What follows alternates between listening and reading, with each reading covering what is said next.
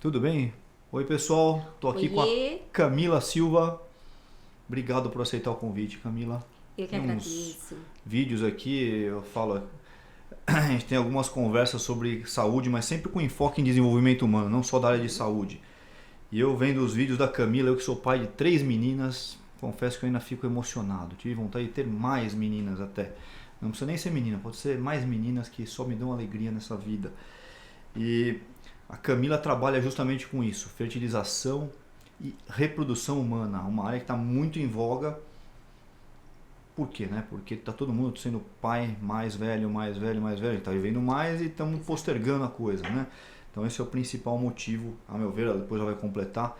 Mas vamos lá, para a gente começar a conversa. Obrigado de coração aí por você estar aqui com a gente, Camila. Eu que agradeço, muito obrigada pelo convite. E vamos lá, me conta um pouquinho da sua trajetória. Como é que você foi para esse caminho de reprodução? Eu sempre quis, vai parecer assim muito exagerado, mas eu sempre quis ser gineco. Entrei na faculdade ali já de medicina, fiz faculdade no Ceará, né, que é a minha terra. Sempre quis ser gineco-obstetra, mas muito pela obstetrícia. Mais pela O do que pela G. Exato, mais pela Só O. para explicar para o público aqui, a Isso. obstetrícia é que faz só parte de parto mesmo, de cuidar da gestante e do parto. Gineco é as doenças da mulher em geral. Tá? Exato. E depois que eu concluí a faculdade, fiz prova de residência e passei na residência do HC de Ribeirão Preto, né, da USP. E durante a minha trajetória, a obstetrícia ela foi ficando um pouco de lado e eu caí por acaso não, a gente tem um pouco tempo, mas tem dentro do laboratório de reprodução humana do HC. O HC lá de Ribeirão é um dos poucos serviços do SUS que fornecem, né, os serviços, tratamentos de reprodução gratuitamente aqui no Brasil. A gente tem outros serviços, mas são muito pontuais, a maioria dos serviços ainda são particulares. E eu me apaixonei. Achei que eu nunca fosse fazer, achei que era muito nichado, achei que o mercado tivesse saturado, mas pelo contrário, depois que eu terminei, que eu vi, agora tá Esse mercado só aumenta. super em alta. E você falou Tá. que se apaixonou. Qual que é o momento que o seu olho ainda brilha? Quando você dá a notícia, quando você vê que pegou? Como é que é? O que faz você se emocionar ainda até hoje? Eu acho que em todas as etapas. Desde a paciente chegar muito fragilizada, porque geralmente as pacientes chegam muito fragilizadas no Dificuldade consultório. para engravidar. Dificuldade isso que te para procura. engravidar, anos de tentativa. Eu tenho pacientes com 10, 15, 20 anos de tentativa, já desacreditadas, já passaram em vários colegas, e quando a gente oferece uma opção, uma possibilidade, seja ela qual for, que existem vários tipos de tratamento, é muito lindo ver a afeição da paciente se transforma na sua frente quando ela vê que não só tem Você possibilidade... contando, você está arrepiada agora mesmo? já estou arrepiada, Delícia, né? É uma delícia, dá trabalho, mas é assim... Mas eu tenho a sensação que acho que a gente vive para ter esses momentos assim. É muito gratificante. A medicina a gente já nos traz esses momentos aqui. A medicina traz. É muito gratificante. Legal. A gente vê o semblante mudar, a gente vê toda a história, a gente acaba conhecendo a paciente. Além da medicina, a gente conhece marido, conhece já tem filho, conhece a família que participa muito desse projeto do bebê. Eu acho que é uma coisa que envolve muito um conceito todo de família. Enfim, então a gente acaba meio que entrando na casa da paciente e acompanhando tudo. E quando a gente tem lá no final o positivo, um alta pro pré-natal, é a cereja do bolo. Delícia. E você já está há quanto tempo? Eu terminei, Concluiu. eu entrei na residência em 2013, 2016 foi a reprodução e em 2017 eu vim para São Paulo. Então já tem 8 anos de 8 anos de mercado reprodução. aí Isso. nessa área. Muito bem. Quantas conclusões aí você já tem? Você tem esse número? Você faz a sua estatística? Olha, no começo eu fazia, que quando você está começando, né, você quer ver, não só ver o crescimento do trabalho, mas você quer ver até se está indo bem. Sim. Então eu anotava os meus positivos, anotava as altas para o pré-natal, minha taxa de gravidez, só que graças a Deus aumentou muito o fluxo e a gente acaba perdendo pouco a noção, assim, de quantas famílias já foram. Entendi. Centenas. E como é que é o seu trabalho na prática? Chega em geral, você procura uma mulher, não um homem. Você acaba, em geral, acessando o homem também, mas Isso. procura uma mulher e não tô conseguindo engravidar. E aí? É um trabalho completamente diversificado. É outra Ela já coisa vem que investigada, você que investiga, como é que é? tem de todos os casos. Eu tenho muita paciente que vem para congelar óvulos, que é uma que a gente chama de preservação de fertilidade, que não necessariamente está tentando engravidar. Ela já chega com essa demanda. Ela chega com essa Nem quero demanda. engravidar, mas quero já garantir o meu. Exato. Ou nem sei se eu quero engravidar. Que foi o seu caso ou não? Não sei, O meu desculpa caso, te expor. não, eu sempre falo, gente. É? Congelei óvulos, faço o que eu digo, faço o que eu faço. Falo super bem. Eu sempre brinco que eu tenho os meus 45 filhos congelados, os meus óvulos. Tá lá esperando Estão lá no nitrogênio líquido, o esperando parceiro o momento. certo. Exato. Caso o seu comece a rarear aí, Exato. você usa aqueles. Isso. Como eu trabalho na área, né, eu acho que a gente fica mais atenta às indicações. Então, com 30, 31 anos, eu já tinha essa percepção da importância do congelamento de óvulos por acompanhar tantas mulheres, tantas pessoas com dificuldade, e eu decidi que eu ia congelar.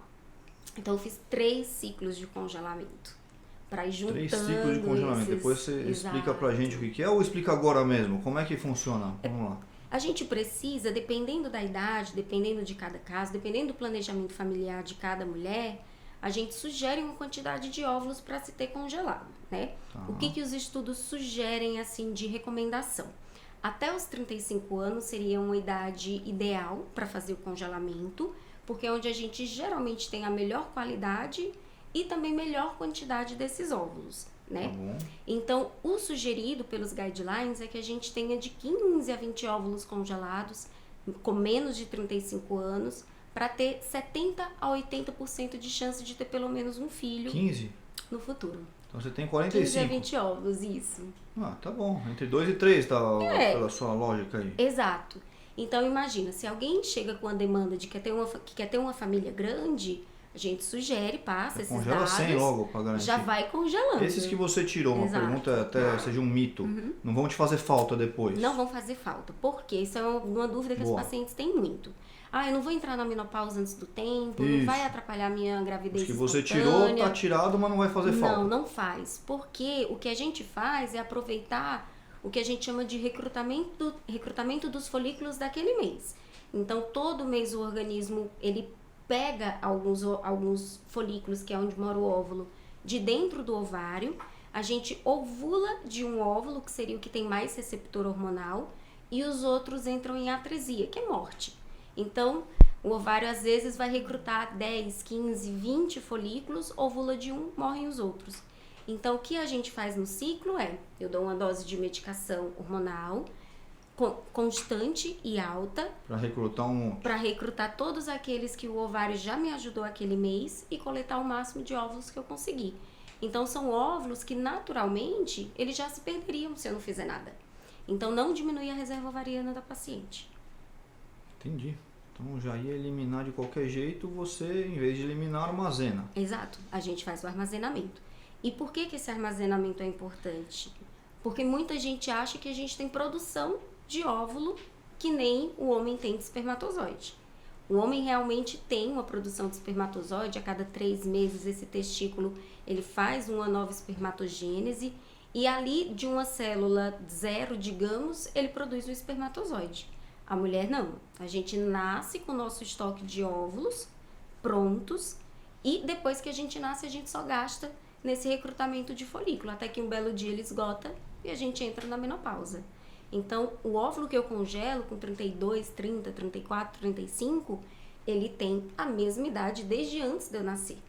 A gente tem o pico de óvulos com mais ou menos 20 semanas de gestação dentro da barriga da nossa mãe. Olha só, muito Exato. bom. E você vê isso mudando com o passar? Eu digo, você consegue postergar isso daí? Você acha que a mulher vai menstruar e ovular por mais tempo ou a menopausa vai continuar sempre o que foi por volta dos 50 anos? Vai. Isso Eu digo isso porque você vê alguns livros anti-aging, as promessas, que não sei o que. Você vê isso perto de acontecer ou não? hoje a gente não tem nada que recupere qualidade nem quantidade de óvulos. Hoje não tem. Não tem. Qualidade de vida é importante, dependendo do perfil da paciente, uma suplementação. Óbvio, não beber, não fumar, ou ter o máximo de hábitos saudáveis possíveis, isso é um ponto positivo, mas não tem nada hoje que consiga barrar esse processo.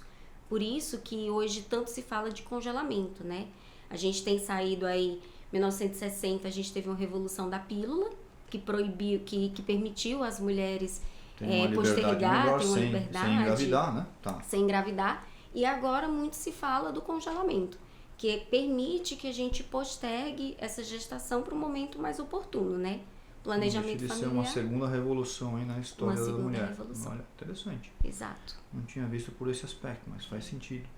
Você falou aí de um estímulo hormonal. Isso. Sofrido? Você que passou por isso, você passou por quantas vezes para pegar esses 45? 3 vezes? 3 vezes. Você passou por 3 bombardeios hormonais aí. 3 bombardeios hormonais. Até nisso, mulher sofre pra caramba também ou não? Os sintomas, muita gente tem medo, né? Eu acho que até muitas pacientes postergam essa decisão por isso. Eu vou engordar, eu vou inchar, eu vou ficar louca, meus hormônios vão... Vão ficar mais loucas ainda, hein? Vão me deixar maluca. Amigo, hein? Minha esposa tá me vendo aqui e tal, mas... Né? Ficar mais loucas ainda, depois à noite eu vou ver, né? Eu vou chegar em casa. Pois é, mas na verdade, os hormônios em si, eles não têm muita capacidade de dar tanto efeito colateral. É muito mais o quanto a paciente responde à medicação, ou seja, o quanto que ela estimula, e isso varia entre cada paciente, é que dá mais efeito colateral. Então, quanto mais efeito colateral tiver, quer dizer que melhor ela está respondendo. Muito provavelmente. Por exemplo, então tá bom. Muita gente fala assim, Camila, então se eu tenho que ter 15... No pain, no gain, isso se aplica. Exato. Nesse caso. Se aplica super. Olha lá. Muita gente acha que a gente vai dar uma medicação. Então, para você foi sofrido. Você conseguiu 45? Não foi. Não foi? Não foi. A gente tem protocolos mais amigáveis. Tá fazendo propaganda sua, né? Isso tá falando, não. Eu juro. A única coisa errada que eu fiz é que eu fiz uma primeira coleta e eu fui no shopping e eu comprei umas roupinhas. E eu tava com retenção roupinha de líquido. De bebê? Não, roupinha pra mim. Não sei, né? Mas é que como eu também eu faço roupinha de bebê. Mas eu comprei umas roupas e dali 2 semanas as roupas estavam todas grandes porque eu tava com mais retenção de líquido por conta do processo. E aí depois desinchou tudo e eu perdi as roupas não, né? Apertei. Então tem alguns efeitos colaterais, mas são todos transitórios. Eu sempre falo assim, quem falou que engordou e não voltou o peso, provavelmente teve algum efeito mais ansiogênico ali associado e acabou comendo mais mesmo e teve esse ganho aí por mais tempo. Mas esse efeito ansiogênico pode ser considerado sucesso no estímulo ou não necessariamente? Não. Aí não? Não. Aí é muito da expectativa que a paciente tem. Tem muita paciente que faz o procedimento só assim, ufa, vou tirar isso da frente, nem sei se eu quero, não sei se eu quero ter filho. Só para garantir, deixa mais tranquila, só para dar uma certa segurança, liberdade. E tem outras pacientes que chegam com uma meta, quase uma meta de vida. Meu sonho é ser mãe, eu tô aqui com os meus 35, 30 e tantos, eu não tenho parceiro, uma parceira, não posso ter filho agora, não quero ter filho agora, e eu preciso fazer esse congelamento e eu preciso que ele tenha o máximo de sucesso possível. Então, isso traz ali uma carga emocional muito maior. Assim como na FIV, em geral, a carga emocional da fertilização é muito maior do que a do congelamento. Quem que é a mais idosa que você conseguiu congelar o óvulo? Perto dos 50 mesmo? Quase na menopausa? A paciente com mais idade que eu já tive tinha 56 anos. 56? 56. O óvulo dela mesmo? Embrião doado. Embrião doado. Então não era o óvulo dela? Não, a paciente... Foi ela que... Ou ela já tinha congelado no pau? Não tinha. É um caso super legal até. É uma paciente que foi barriga solidária da filha. A filha tinha uma história de perda gestacional de repetição, tinha mais de 7 perdas. Tinha o que a gente chama de incompetência estino-cervical, que a paciente entra no trabalho de parto antes do tempo. Então, ela tinha várias perdas gestacionais. E a mãe se ofereceu para gestar o neto. Olha, que legal essa história. Muito legal. Com 54 anos, olha. Ela gestou o neto com 54. Quando o neto nasceu, ela falou, agora eu quero ter outro filho. Porque ela já estava com os filhos todos grandes. Mas por conta da menopausa, a gente precisava recorrer a uma doação. E ela optou por fazer o tratamento com o embrião doado. Pegou o embriãozinho que era doado de outro casal, que já tinha feito o tratamento. E foi uma doação anônima. Mas aí você não pegou o óvulo dela mesmo? Não, entendi. Porque na menopausa a gente não consegue mais. Não consegue, mas digamos a mulher mais tardia Com óvulo Com próprio, óvulo próprio, eu tive 50 a paciente 46 anos. 46. 46, que já tem uma chance de conseguir engravidar com óvulos próprios menos de 1%. Menos de 1%, 46 anos. É o impacto da idade. Se a gente tiver assim, o número 1 do impacto de positivo ou negativo para a gravidez, seja tratamento ou não, é a idade. Com certeza. Pós 40 anos, mais de 70% dos óvulos já tem alguma alteração, formam embriões alterados e por isso que fica mais difícil de engravidar. E nesse sentido, né? Quando que você recomenda para as mulheres comuns aí te procurarem? Então, depende muito do perfil. Se você já está nas tentativas, a gente tem uma sugestão por idade. Até 35 anos, a gente sugere até 1 ano de tentativa. Se não engravidou em 1 ano de tentativa, buscar um especialista. Daí, até os 40, 6 meses de tolerância. Não engravidou em 6 meses, procurar um especialista. Mais de 40 anos, já uma avaliação imediata. Tá, mas isso é para ajudar na reprodução. E, por exemplo, quero congelar meu óvulo, quero tirar esse peso aí. Já garanti. A sugestão do congelamento é até os 35. Até os 35. O que eu gosto, assim, é sempre bom a paciente estar ciente e antes para ver como está a reserva ovariana, entender o processo, entender o planejamento familiar, porque nem toda paciente até 35 vai ter uma reserva super alta.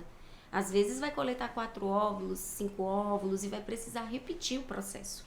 Então é interessante em alguns casos ela vir antes para aproveitar uma melhor qualidade, melhor quantidade e às vezes se preparar para fazer como eu fiz, fazer mais de uma estimulação para poder juntar mais óvulo. Interessante, hein? Tá dando mais uma liberdade para a mulher. Exato. Antes era a liberdade da pílula para não reproduzir, agora é para reproduzir quando quiser. Quando quiser. Não que seja garantia de gravidez, sim, mas tudo bem. Traz uma possibilidade. Para cada um desses óvulos que você tem armazenado, vale uma tentativa ou você vai vários de uma vez? A gente tem essa sugestão de ter vários óvulos congelados porque a gente ainda tem um funil lá na frente.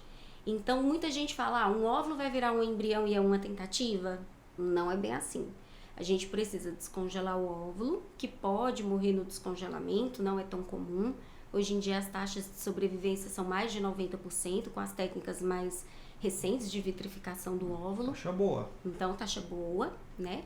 Mas desses que sobrevivem, a gente tem uma taxa de fertilização, que é o óvulo, dá um match ali com o espermatozoide, de uns 70%. Então, ali já vai tendo uma queda. E do que fertiliza, 40% a 50% vira embrião. E nem todo embrião vai ser saudável ou vai implantar. Quanto sobrou desse funil aí? Depende da idade, ele vai ser mais apertado ou vai ser um pouco mais folgado. Agora, dependendo da eficácia, sai uma legião de gemelares aí também. Pode acontecer também. Isso que acontece. Você tentou um monte para dar um, só que acabou dando 2, 3. Aí você deixa congelado. Você congela como um embrião. Você pode congelar o embrião depois. Pode congelar o embrião. Pode fazer teste genético nesse momento, quando ele vira embrião. Quer dizer, a fertilização é feita fora do corpo. Fora do corpo. Tudo e aí no você laboratório. pode deixar o embrião congelado e depois implantar. Exatamente. Tem muita coisa hoje. A reprodução Não, beleza. Acho que eu ainda prefiro o método tradicional. Com toda certeza. Tem muita paciente hoje que fala assim, eu vim congelar ou eu vim fazer FIV porque eu acho que é mais seguro. E aí quando a gente vai falando que não é bem assim, não tem garantia de gravidez e que a gente não tem um controle de tudo, porque dá muita sensação de que tá tudo sob controle, quando a gente passa todas essas taxas que a paciente entende, muitas delas falam, eu acho que vou tentar natural aqui um pouquinho. Tentar uma outra. Vamos tentar outras coisas aqui. Tá bom. E quais são os principais desafios da sua área? O que vai diferenciar uma pessoa boa em fertilização, uma boa profissional de fertilização de um mau profissional? O que vai determinar uma maior ou menor taxa de sucesso? Eu acho que a formação da pessoa, né, do profissional, tem que ter uma boa formação. A gente tem grandes centros hoje de reprodução assistida, tem algumas pós-graduações também, mas eu acho que é sempre você estar inserido em bons centros também, né? É sempre um conjunto. Um bom laboratório, hoje em dia a gente tem vários laboratórios, metade dos laboratórios dos centros de reprodução estão aqui em São Paulo, com muita tecnologia. É aqui onde sai a maioria dos especialistas, mais de 50% também está aqui em São Paulo. E eu acho que é a medicina de sempre. Indicação. Mas o que eu ia falar? Não, é a resultado. mão da Camila que fez a que diferença. Isso que eu faz quero o saber. positivo. Eu quero escolher aquele profissional ali. Ou a pessoa hoje vai mais atrás da clínica, mais atrás do serviço. Existe uma tendência de descentralizar a reprodução. Antigamente, a paciente buscava a clínica e dentro daquela clínica você tinha os profissionais daquela clínica. Tá. Hoje em dia, muitas das clínicas elas estão virando o que a gente chama de open lab, que é laboratório aberto.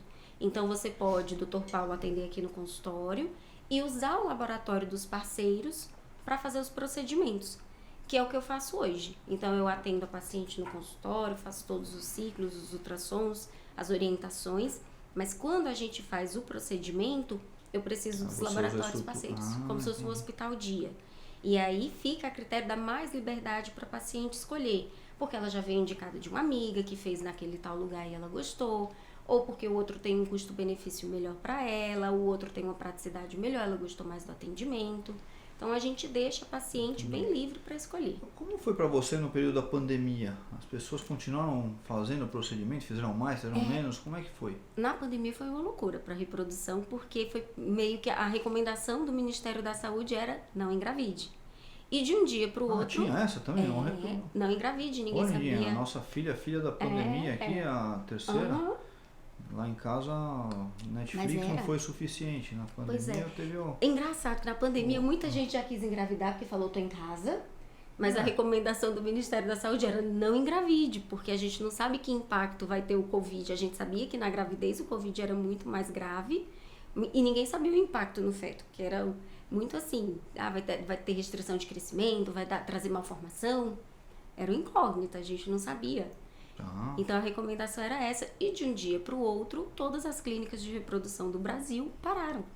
Elas pararam? Paramos, todas as clínicas. Então o consultório fechou, não podia fazer. Estava numa situação limítrofe, pirou. Então quem estava no meio do processo é assim, olha, parou e a gente não sabe quando volta. E aí depois de uns 3 meses voltaram alguns casos pontuais. A gente tinha que pedir meio que uma autorização à diretoria das clínicas.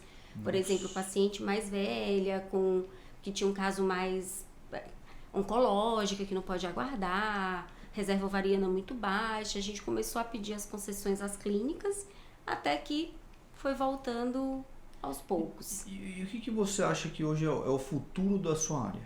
O que você acha que tem para melhorar nesse funil aqui que você falou? Onde é que tem mais para alargar a base do funil para ter mais eficácia? A gente tem aumentado muito as técnicas de laboratório, inteligência artificial tem entrado com tudo na reprodução assistida também, mas tem coisas que a gente não consegue mudar mesmo com tecnologia. Mas a IA, ela entra como? Ela seleciona os melhores óvulos? Seleção de embrião, seleção de óvulos, time-lapse, que é o que? Uma estufa que a gente não precisa abrir para fazer a avaliação do embrião, é uma câmera 24 horas fazendo a avaliação, técnica de fertilização, técnica de processamento de sêmen.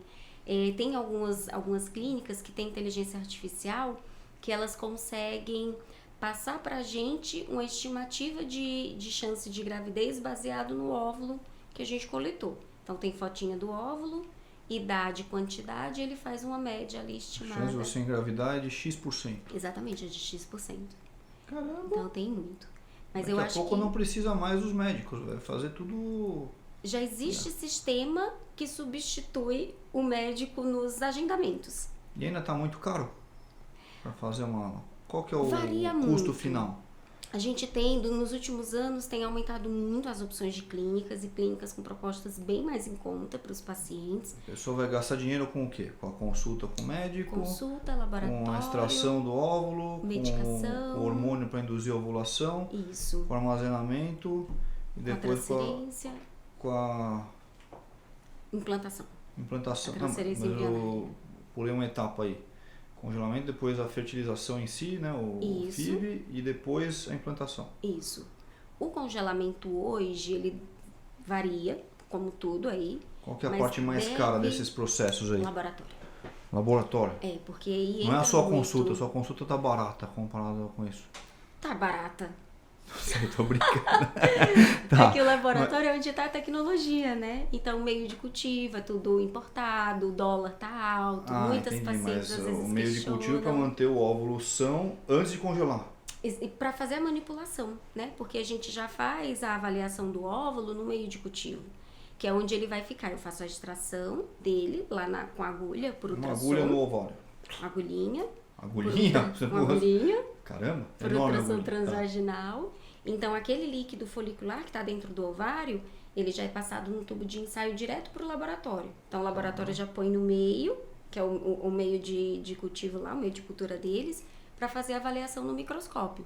Dali vai para a estufa, depois sai, depois faz preparo nele, tem que fazer uma denudação para ver quantos óvulos são maduros e depois vai para as palhetas, para as hastes, onde eles vão ficar congelados a nitrogênio líquido menos 200 graus. E qual que é o custo disso? Congelamento de óvulos hoje tem partido de 10, 15 mil, vai até 20, 30, depende da medicação do laboratório. Independente da quantidade de óvulos. Independente da quantidade de óvulos. Esse é o processo todo. Você deixa lá congelando Isso. ou você paga um aluguel do congelador lá Tem também? uma anuidade. As Tem uma anuidade. anuidades você paga em média de 1.500 até 2.000 o ano. E aí depende de cada clínica. Tem clínica que vai oferecer que você pague aquilo ali todo mês. Tem clínica que vai oferecer que você pague uma vez por ano. Mas fica sempre mais ou menos nessa média. A manutenção Essa é a de parte tudo, mais cara. O laboratório em si Que é o é mais isso daí. caro. É a extração e Isso, o preparo extração, medicação, preparo. entre 15 e 20 mil reais. 15, 20 mil mais ou menos. A FIV aí já aumenta o orçamento, porque aí eu tenho mais técnica no laboratório. Às vezes a gente tem técnicas que a gente Então, fala só para traduzir, a opcionais. FIV, fertilização in vitro, é você pegar esse que está congelado e juntar com o espermatozoide do pai. Ou não necessariamente congelado.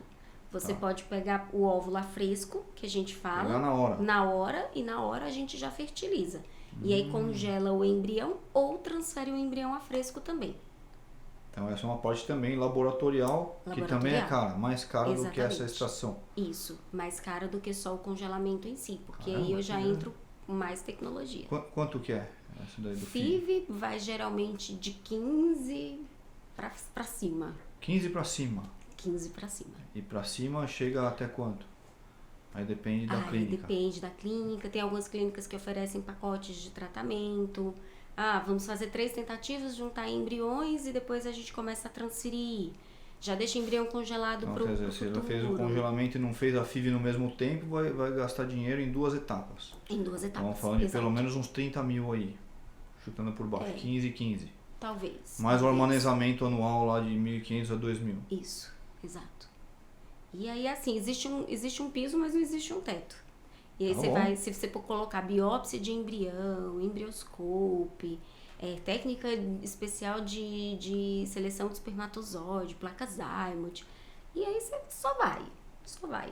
Biópsia embrionária, por exemplo, para ver aneuploidia, que são alterações cromossômicas, dependendo do laboratório, por embrião, vai variar de 1.500 a 3.000 reais. Legal, hein? Brincadeira, cara. E o plano de saúde tende a cobrir?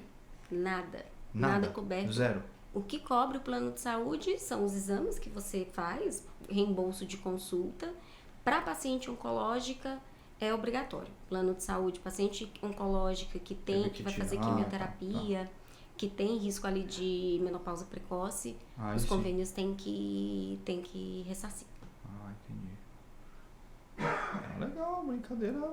Cara, aí, continuo achando que o melhor método é o tradicional que a gente fez. Com certeza. Mas, por exemplo, você pode recorrer para um menino agora, né? Já que você tem três meninas. E você vê isso barateando com o passar do tempo? Com certeza. Com uma expansão aí desse mercado, a tendência do preço cair. A tendência do preço cair, existe uma tendência do mercado financeiro entrando no mundo da reprodução, né? Já tem alguns grandes fundos e XP, todas envolvidas, já comprando várias clínicas e criando um grande grupo. E esse grupo não é homogêneo, né? Tem clínicas que têm um perfil mais em conta, tem clínica que já tem um perfil mais premium, digamos assim, que o café da manhã vai ser diferente, a jornada do paciente vai ser diferente também. Então é isso. É assim, qual shopping você vai hoje? Depende do que você quer comprar, depende da comodidade que você quer ter, depende se você quer almoçar lá, o que você vai querer comer. E as Mais ou mães menos solteiras? Você oferece também, ela vai Também. escolher o espermatozoide, ela Sim. sabe o perfil do pai, é isso? Ela vai no shopping escolher o pai da criança, é isso? Doador não é pai. Ah, tudo bem, porra, doador, eles vão ter um melhor. Doador. É que a gente Eu não sempre sou do fala métier, isso. né? Não, É. mas é como todo mundo fala. Não. Mas a gente sempre frisa. Doador não é O pai. doador não é o pai, tá? Isso. É a história, pai é quem cria, né? O grande lance é ter um vizinho bonito, Ou não tem pai. inteligente, eu não sei. Tá. Né? Ou não tem pai. Mas tem crescido muito banco de sêmen também. E esse banco de sêmen você escolhe o quê? Você vê o QI do pai, você vê a profissão, você tem acesso a que informações? Eu nunca entendi Os isso. bancos nacionais, eles são 100% anônimos e sigilosos. Anônimo, você só sabe que é XY. Você tem as características. Cor dos olhos, cor da pele, cor do Ah, você tem? cabelo, peso, altura, idade, tipo sanguíneo, às vezes profissão, ensino superior, pós-graduação, enfim. Tem alguns que vão até escrever uma cartinha, deixam um recadinho para quem vai receber aquele sêmen. Boa sorte, espero que você mesmo? Olha acompanhe só. a sua família. Então, E a aí gente o cara tem... vai lá doar, por quê? Ele ganha pra doar? Não, vou doar porque... Nada de doação Ah. no Brasil não pode ser paga. E depois ele não fica sabendo se deu Não. certo, se deu errado, Não, fica sabendo. ele não tem, o doador Não não tem tem essa acesso. informação e as E pessoas nem que quem fazem recebe a compra também não sabe quem também que é. não. Nem nunca vai saber.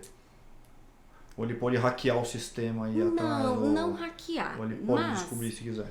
existe um braço ali do direito da bioética e familiar, etc., que questiona se em algum momento essas crianças nascidas de banco de sêmen, óvulo doado, embrião doado, se em algum momento isso não vai trazer uma questão de origem biológica. Quando a gente, há anos atrás, Questão de saúde mesmo? e de questão de onde eu venho, Ah, psicológica. por exemplo, isso. Tá, entendi. Porque a adoção no Brasil, uma época, era fechada, né? Há muito tempo atrás ela era fechada e você podia fazer uma adoção sem vínculo nenhum, não teria lá, a criança não saberia parentesco. Hoje em dia não pode. Toda se ela criança quiser ir atrás, ela pode. tem que ter a filiação dela, né? Ah, às vezes é até interessante saber, né? Pelo histórico familiar, as doenças que ela está Exato, sujeita. exato. Às vezes é interessante saber. Mas, por enquanto, o Brasil 100% anônimo e sigiloso. A importação, que aí tem bancos internacionais também, eles já são diferentes do Brasil.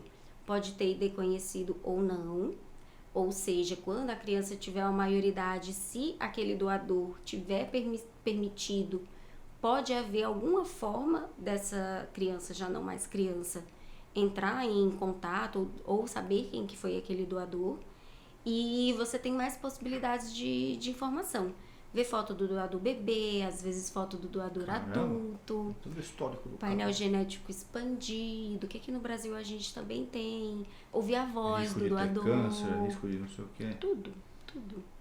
Assim, painel genético de 100 doenças Quero ter um recessivas filho cantor. Você analisadas. pega a voz do cara, uma voz Você de já vê a radialista. voz, olha só. já vê se é das artes, porque vai ter a profissão, em tudo. Olha só. Os bancos internacionais você tria até pelo pet favorito. Então, O que você vê de principal infração ética na sua área? A gente tem alguns escândalos aí na mídia, vai? temos. Pessoas que trocam o sêmen do doador pelo próprio. né, Graças a aqueles- Deus, esses casos aí já são muito. Já estão muito longe da Já gente. estão muito né? longe. Não estão. Não sei. Então, o que a gente teve recente, assim, que também deu uma chacoalhada no nosso mundo da reprodução, foi um caso recente de uma clínica que foi denunciada por corrupção de convênio e golpe de convênio. Então, essa pessoa sumiu, esse médico saiu no Fantástico. Não sei se vocês viram, não. Não, mas Só que essa pessoa saiu não assisto foragida. televisão em geral, tá? É que saiu em muitas mídias. Então essa pessoa tá até foragida, não sei se já foi detectado onde tá. E a clínica fechou e muita gente ficou sem saber onde estava o material biológico. Quer dizer, a pessoa pagou e Eu tenho um embrião lá o naquela cara clínica. sumiu. A pessoa sumiu, clínica fechou. Quer dizer, o dono deu um golpe. Exato. E cada um lá deixou uns 20 pau na clínica e ficou por isso mesmo. Ficou por isso mesmo. Eu tenho uma paciente que está agora até em tratamento, que ela tinha 8 embriões congelados e ela falou, eu não sei o destino dos meus embriões.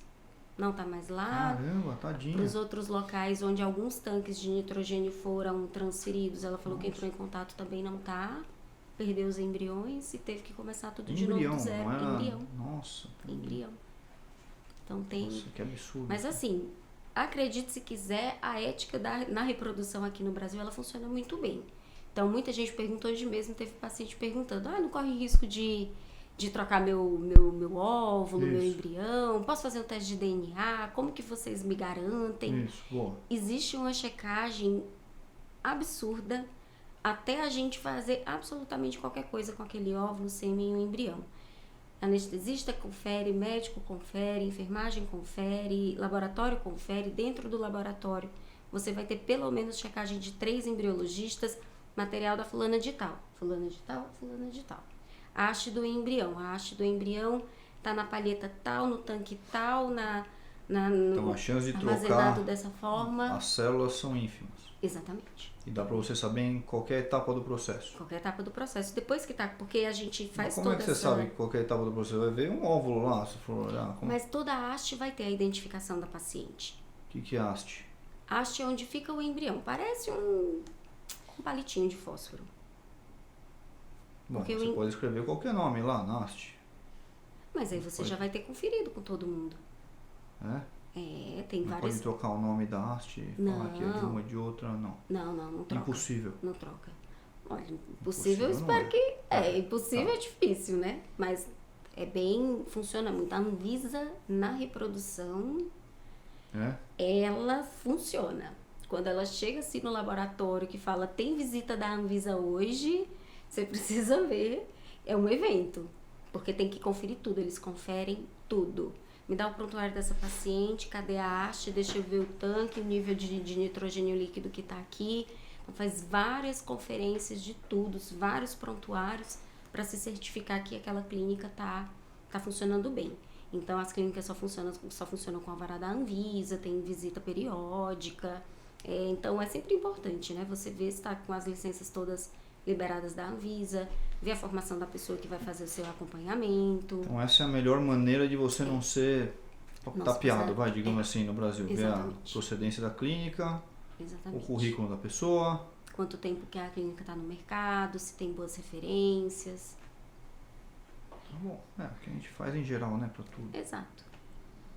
O que mais que você vê de infração ética na sua área? Alguém que as pessoas têm que tomar cuidado, fica atento com isso. Vai fazer lá um congelamento, fica esperto. Olha, eu acho que a reprodução funciona bem, em geral, assim, questão ética. Não existe legislação na reprodução.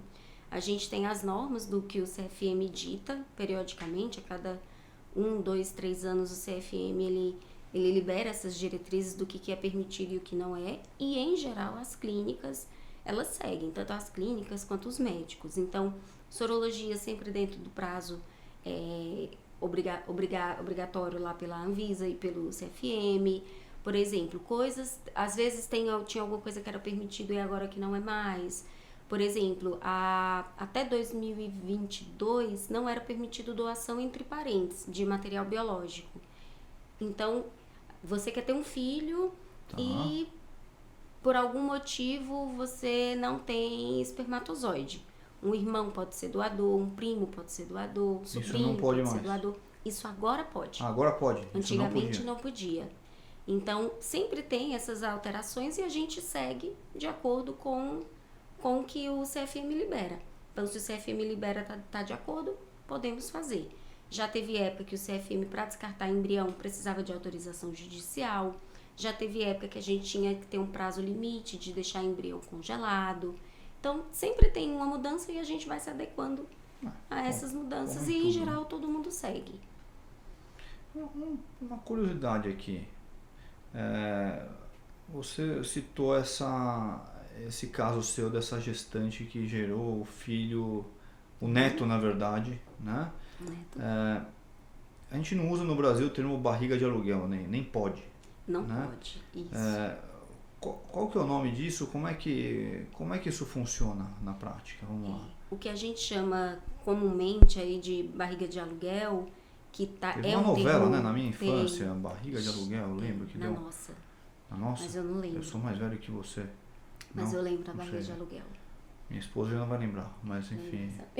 Barriga de aluguel. Até teve uma polêmica. Teve a polêmica. Testemunha de Jeová, que não podia transfundir. Os caras misturaram um monte de coisa na memória. Eu falo, Aí foi o clássico. a reprodução ela é ótima para virar a novela das 8 minissérie. Porque tem muita coisa que pode... o Tem clone, muita variável. vamos clonar a ética na clonagem. Ou vem uma minissérie que já teve, minissérie de peguei o sêmen do meu filho falecido e fiz o embrião e coloquei numa pessoa e eu quero essa criança que eu quero meu filho de volta. Sempre tem nas novelas alguma coisa, gente, mas isso na prática é bem diferente, tá? Mas o termo barriga de aluguel a gente não usa porque não pode haver uma comercialização das gestantes que são envolvidas no processo. Então Mas a ela gente pode ser barriga solidária. Barriga Não solidária. ganha nada pra Exato. sofrer uma gestação. Exato, gestante solidária. Não é fácil não, hein? Tem que ter um amor. Mas eu tenho algumas pacientes que têm parente até 4º grau. Com um filho vivo, a gente precisa de liberação psicológica, mas não precisa de liberação do CRM. Liberação psicológica? Por quê? As mulheres ficam com Para saber que problemas todo na mundo gestação? tá bem. Elas ficam com Eu acho que para problema estar ciente do que você pode passar. Olha, está ciente do que você está Ela fazendo? ficou tão boazinha comigo, ela foi tão carinhosa, não é isso? Ela tá louca pra engravidar Aqui de do lado, novo. é. Assim, né? Então, mais Isso. Mais Então fácil. você pode ter barriga solidária que fala. Isso, barriga E solidária. nesse caso da mulher que foi barriga solidária com 56 anos, ela fica, não sei, mais jovial, fico imaginando, nunca vi esse caso aí. Assim, Mas é interessante, né? gestar é se expor a risco. Supostamente você pode, a mulher, desde que ela tenha todo o aparato lá, ela pode gestar até a hora que morre, né? Exatamente. Implanta um embrião lá e tá Isso. tudo bem, né? Inclusive, Quer dizer, tudo bem. tudo bem? Bem Mas isso mesmo. Pode. Pode. Né? Quando a gente vê dentro das normas, das diretrizes do CFM, tem uma cláusula que fala: pacientes até 50 anos podem ser submetidas, porém, após 50, desde que o médico julgue que aquela paciente tem condição para fazer tratamento, pode ser liberado. Então, a gente precisa Por uma trilhar idosa muito saudável bem. e quiser... Exato. Qual que é o Guinness Book? Eu acho que na Índia tem uma paciente que gestou com 70 e tantos anos de gêmeos. Caramba. Mais de 70, quase 80 anos. E tá por aí pra contar a história Então, ainda? não sei Queria se ela saber ainda- como é que ela tá. Eu também queria ver, eu vi um dia, tava vendo Interessante um isso dia aí. desses, inclusive, eu tive uma paciente recente de 62 que queria fazer o processo. Nesse caso, a gente pede liberação cardiológica, liberação do obstetra, que vai fazer o acompanhamento. Mas ela ficou mais jovial na gestação? Teve relatos? Assim, é claro que isso aí é totalmente subjetivo, mas assim... Essa paciente que eu tive foi a gravidez muito bem. Ela já Amamentou? era muito jovial, Amamentou porque depois? tem Não. produção normal, lactação normal. Então pode amamentar, sem problema. Imagina essa indiana com 70 e tantos anos amamentando gêmeos. Gêmeos. Pois é. Tem alguns países que Dourado, hein? essa questão de constituição familiar é muito importante. Muito, assim, famílias enormes. A gente tem um público africano, eu particularmente da Angola, que assim, são pacientes que é quase uma questão de vida ou morte. Elas terem filhos pela questão social do país. Você nem é mulher, né, não faz parte nem da sociedade se você não tiver filhos. Então, Nossa. tem muitas pacientes, assim, 50 e tantos anos, 40 e tantos anos, e falam assim, eu quero 2, 3, 4, 5 filhos, pacientes às vezes que já têm filhos, mas que querem mais filhos, porque é bem... A Angola é assim? É. Mas É já acabou a bem guerra social. civil faz um tempo lá, não tem nada a ver com a guerra civil ainda. Não sei. Não sei. Mas assim, socialmente, assim, culturalmente, eles têm uma questão importante de família grande, de ter filhos homens, que a gente ainda tem um pouco aqui no Brasil, também tem muito. Como é que você seleciona os melhores óvulos? Isso é feito por você ou é feito pela máquina, digamos assim?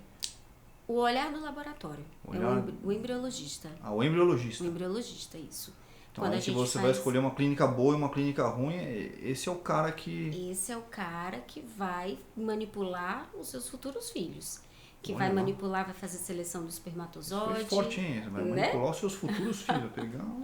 Exato, então tem que ser uma pessoa... Você vai pegar no colo, vai pegar na agulha. Exatamente, vai pegar na agulha da ICSI para fazer a injeção do espermatozoide dentro do óvulo. Poxa, interessante. Exato. E como você vê, vamos lá, a gente falou muito aqui mais de mulher do que de homem, mas como é que você vê o papel do homem nesse processo?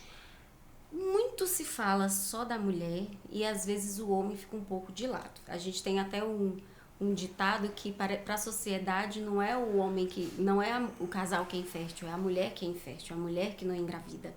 E fica tudo culpa da mulher. Tudo culpa da mulher. É porque você é ambiciosa. Não, hein? Lá em foi casa trabalhar. Eu que levo a culpa. Pô. Que bom. Tem que dividir um pouquinho. Lá. Menos minha sogra. Só minha sogra que me defende. Olha só. Sogra maravilhosa. Exato. Só alguém que me defenda lá em casa. Que bom.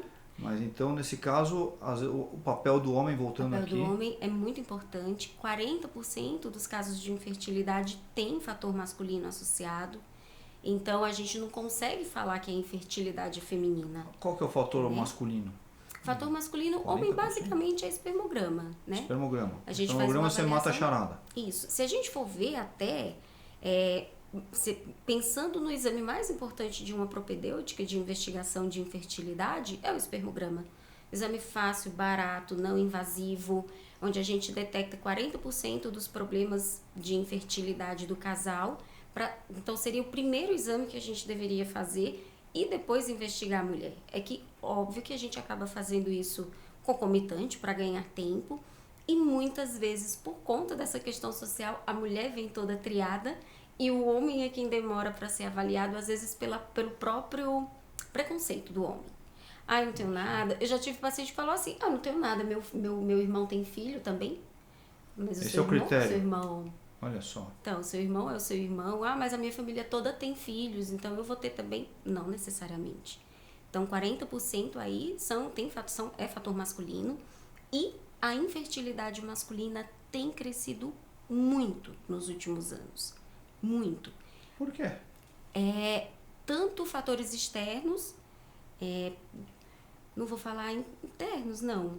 Bebida, cigarro, poluição, exposição. Tudo isso afeta a fertilidade masculina. Tudo isso afeta a fertilidade masculina. Exposição a anabolizante. Então, isso sim, isso está explodindo. Muito, está explodindo. Sim, é muito comum. Os pacientes chegam azospérmicos no consultório, que é a ausência de espermatozoide. Às vezes com o testículo atrofiado também. Testículo atrofiado, com uma alteração total, bloqueado o eixo hormonal.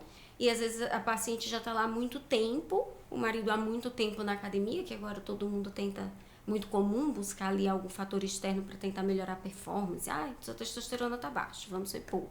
E como a testosterona está muito relacionada à virilidade, muitos deles acham que usando testosterona vai melhorar a fertilidade. E na verdade ela bloqueia a produção de espermatozoide. Então a gente tem pegado muitos casos, muitos pacientes com alterações graves de espermograma, em geral são transitórios, a gente consegue recuperar, reverter, mas às vezes a gente perde tempo, às vezes a paciente já está no limite de uma reserva ovariana. Está com dificuldade, já faz exame nos dois, né? Já cerca pelos dois lados. Né? E às vezes não são orientados quando é prescrito. Então, microplástico, fator ambiental, obesidade, está muito relacionado à infertilidade. Você falou da indicação de você encaminhar para um especialista no assunto, né? Mas aquilo que você falou, não, entre os 30 e 35 anos, você está tentando há mais de um ano e não consegue, vale só para a mulher ou vale para o homem também? O homem também tem que fazer avaliação junto? A gente não tem uma idade de corte para falar que a gente precisa fazer uma avaliação masculina de rotina. Não tem um corte. Não tem. A gente sabe, antigamente a gente tinha muito aquele mito de que o homem nunca envelhece e pode ter filho até 90 anos. E óbvio que alguns homens de mais idade não vão ter impacto no espermograma. Mas a gente sabe que o fator idade também pode ser um fator de risco para piora dessa produção, piora da qualidade dos espermatozoides. Talvez o que seja interessante, não necessariamente a idade, mas ver se tem algum fator de risco. Alguma comorbidade, pacientes com problema de ereção, pacientes com diabetes mais descontrolado, são pacientes que têm mais risco de ter alteração do espermograma, pacientes que tiveram alguma cirurgia na infância testicular, a criptorquidia, que precisa fazer cirurgia, mais risco. Hérnia inguinal, que ficou um pouco na dúvida se era hérnia. É muito comum ter criptorquidia, que é o testículo escondidinho, né, para cima, e acabar na avaliação da infância, como não tem uma facilidade de palpar testículo, achar que é uma hérnia inguinal. E aí é operado na infância como hérnia inguinal e acaba fazendo a retirada de um dos testículos ou dos 2 testículos. Tem alguns pacientes assim. Tirou o testículo achando que era uma hérnia? Achando que era uma hérnia. Caramba. Então, às vezes detectado algum fator de risco ou mesmo o casal. A gente está tentando há um tempo e não deu certo, então aqui já é o meu limite para poder fazer a investigação. E a idade ideal para a mulher engravidar continua a mesma? Continua. Eu acho Qual é? Vamos lá. O melhor momento para mulher engravidar? Melhor idade é antes dos 35. Antes dos 35? Antes dos 35. Eu acho que a função do profissional... Não precisa ser antes dos 30, necessariamente. Antes dos 35, é aí que começa a ter um aumento do risco. Tem até o termo de gestante idosa, né? Pós-35 é triste falar isso, não vamos mais usar isso, mas que para a natureza ainda é considerado, né? Acima dos 35 é considerado uma gestante idosa. Gestante idosa. Gestante geriátrica. Que coisa. Termo ruim, né? Hoje, 35 anos, eu atendi uma paciente hoje de 40 anos, estava no melhor da vida dela, lindíssima, super ativa, mas o ovário não perdoa. Então, reserva ovariana já reduzida, qualidade de óvulo, a única coisa que tem pra gente predizer é a idade. Muita gente pergunta quando vai fazer um congelamento, como que você sabe que o meu óvulo é bom? Pela idade. Ou lá na frente, na fertilização, quando eu já formar o embrião, talvez o casal queira fazer a biópsia do embrião, que é a análise genética, que eu consigo também ver qualidade de embrião. Mas fora isso, o fator idade ainda é o maior impacto. Então, mais do que a gente orientar só congelamento, fertilização, eu acho que o recado é, se você tem menos de 35 anos, quer engravidar, pode engravidar, libera, é a melhor idade. Diminui o risco gestacional, exato. Menos risco de pressão alta, menos risco de diabetes, menos risco de sangramento, pós-parto. Você tem um banco de embriões. Tá. Vamos supor que você não consiga implantar todos. O que vai acontecer com aqueles lá? Já é considerado vida? Onde é que fica a ética dessa questão? Quer dizer, imagina que já tenha nessa altura do campeonato um exército de embriões aí que podem ou não ser implementados e estão lá. E vão ficar lá. E o que nós vamos fazer com esse tanto de embrião? Exatamente. Né? O Brasil é um dos países que tem mais embrião excedente congelado do mundo. Porque a gente tem... Você tem esse número? Posso pesquisar e passar para você. Mas a gente tem, como nós somos um país... a gente tem até turismo reprodutivo aqui no Brasil. O que é isso? As pessoas vêm para fazer tratamento aqui do mundo inteiro. Porque a gente tem normas que, apesar de o útero de substituição, né, a barriga de aluguel não ser permitida, a gente tem boas técnicas, a gente tem uma, não legislação porque não tem lei, mas a gente tem normas de reprodução que são até bem flexíveis, ovodoação, congelamento, biópsia, a um custo muito mais acessível do que você ir, por exemplo, aos Estados Unidos e pagar em dólar um tratamento de FIV que vai ficar pelo menos 3, 5 vezes mais caro do que fazer no Brasil. Então, tem muita gente de fora que vem, então a gente tem muito embrião excedente, que acaba trazendo uma discussão ética importante. Hoje, o destino dos embriões são descarte. Descarte, não quero mais ter filhos, quero descartar, independente da Esse excedente de viabilidade. embriões está na casa dos milhares, centenas... Milhares. Eu acho que sim. A gente tem cliente que vai ter 300 embriões congelados ou mais. Vou te trazer, vou já pesquisar. Mas, tudo bem, continua. Então a gente pode descartar, podemos doar para pesquisa e dependendo do embrião que vai ser, do embrião excedente, se o casal quiser, esse embrião pode ser doado para outros casais que também estão tentando engravidar. Então esses são os destinos. São os destinos dos embriões hoje em dia. Que entra um pouco aí do que pensa cada um. Tem paciente que já vai entender uma vida a partir ali do embrião. Tem paciente que vai entender vida a partir da implantação.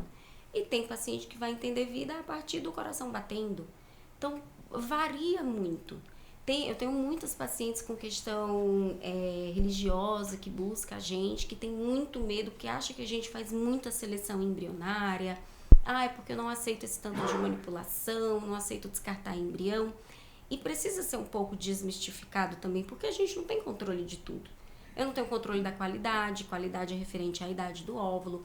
Eu não consigo melhorar a reserva ovariana se a reserva ovariana já é baixa. O que a gente pode fazer é ver o limite de cada paciente.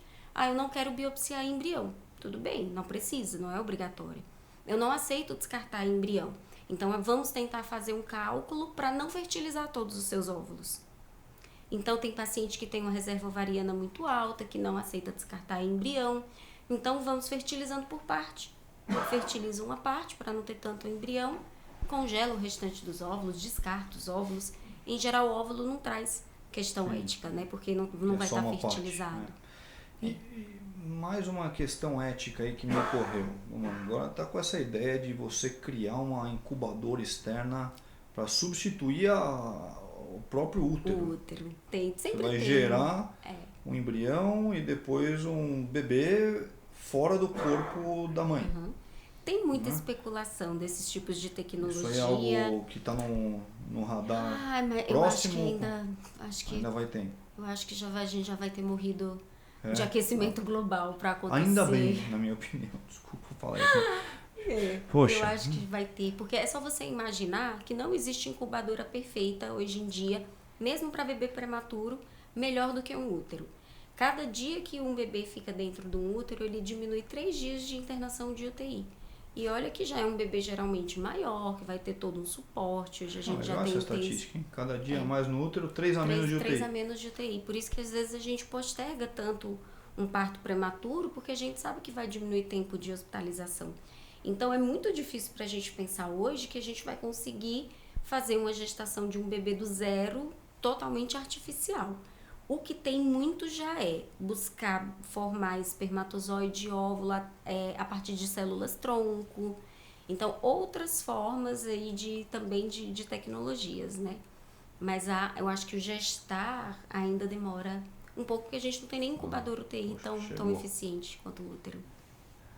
Pessoal, agradecer aqui a Camila. Queria saber se tem alguma mensagem final para deixar para os nossos espectadores. Fala para eles, Camila. Eu acho que é engravidar o quanto antes quem pode, quem quer. Quem não pode, buscar sempre um especialista o quanto antes, pelo menos para ter alguma orientação, conversar a respeito de congelamento de óvulos, o que é a fertilidade, o que é infertilidade, para não chegar lá na frente e você ser pego de surpresa. Nossa, por que eu? Por que eu não sabia? Por que não me avisaram? Então, a gente tem muitas técnicas hoje disponíveis para evitar um choro no futuro, talvez. Perfeito. Muito obrigado de novo. Pessoal, você que está nos assistindo aqui, não deixe de curtir, compartilhar o conteúdo, deixar seu comentário, interagir conosco, mande suas perguntas. Se surgirem coisas interessantes, a gente faz um repeteco aqui com a Camila. E é isso aí. Obrigado a todos, obrigado Camila.